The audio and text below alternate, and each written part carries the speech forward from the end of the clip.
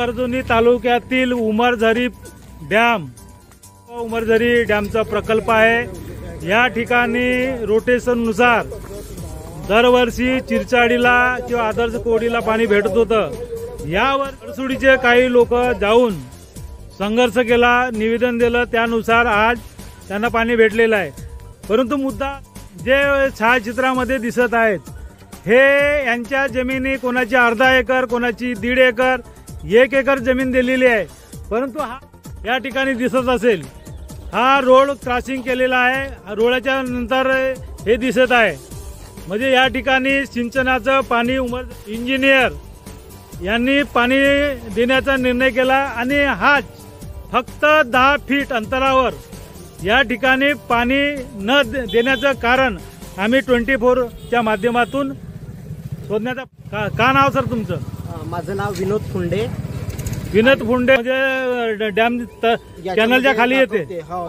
आणि आम्ही सर्व अल्पभूधारक शेतकरी आहोत। अच्छा। आणि आमच्या परसोडी गावाला सिंचनाची व्यवस्था जी व्यवस्था आहे त्या व्यवस्थेमध्ये अर्ध्या भागात पाण्याची व्यवस्था केलेली आहे आणि अर्ध्या भागात पाण्याची व्यवस्थाच नाही आहे। आणि सर्व अल्पभूधारक शेतकरी असल्यामुळं सर्व की बा माझ्या शेतात का बरं पाणी नाही आणि त्या बाजूच्या भागात पाणी आहे, तर हा शेतकरी वंचित कसा आहे सिंचन व्यवस्थेपासून? तर हा म्हणजे गावामध्ये आणि परिसरामध्ये चर्चेचा विषय आहे। आणि सर्व भागात पाण्याची व्यवस्था व्हावी, कारण माझा जो शेतकरी बांधव आहे माझ्या गावातला परसोडीतला शेतकरी बांधव ह्या जी व्यवस्था केलेली आहे या व्यवस्थेपासून तो वंचित आहे। तर सर्व गावातील माझ्या सर्व शेतकरी बांधवांना सिंचनाची व्यवस्था व्हावी असं सगळ्या ग्रामस्थांचं म्हणणं आहे आणि ती झाली पाहिजे। अर्ध्यांना झाली। आता मला सांगा सर, हे नहरामध्ये पाणी सोडलेलं आहे, फुल झालेलं आहे पाणी, लोक रोवणे होत आहेत, तर हे जे आहेत उमरझरी प्रकल्पाचे अभियंता यांनी तुमच्या बरोबर न्याय केलं आहे का असं तुम्हाला वाटतं? हे आमच्या बऱ्याच परसोडीवासी जे अल्पभूधारक आहेत म्हणजे अन्याय झालेला आहे। अर्ध्या भागाला पाणी देणं आणि अर्ध्या भागाला न देणं हा एक तर चुकीचा आहे। आणि हे बऱ्याच वर्षापासून पहिल्यांदा आमच्या परसोडी ग्रामवासियांना पाण्याची व्यवस्था झाली आहे, झाली। म्हणजे परसोडी गाव याच्यानंतर रोटेशन मध्ये येईल, तर मग त्याच्यानंतर वडेगावला जाईल तर परसोडीला भेटणार नाही असा हा वंचित आहे। समोर गेल्यानंतर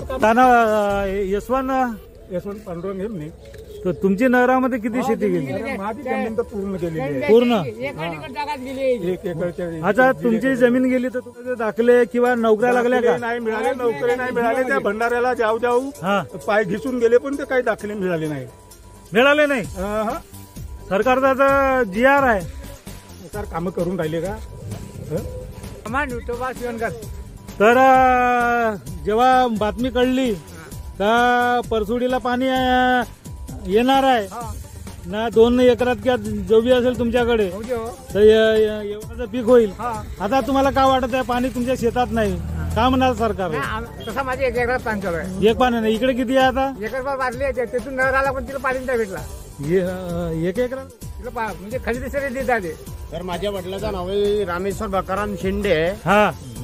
अजून त्यांचा काही असा काही कोणाचा विचार आहे का त्याला पाणी द्यावायचा नाही?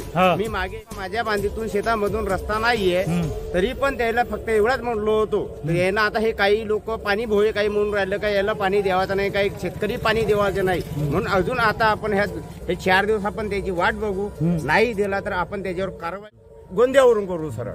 24 भारत, धनंजय चव्हाण, गोंदिया।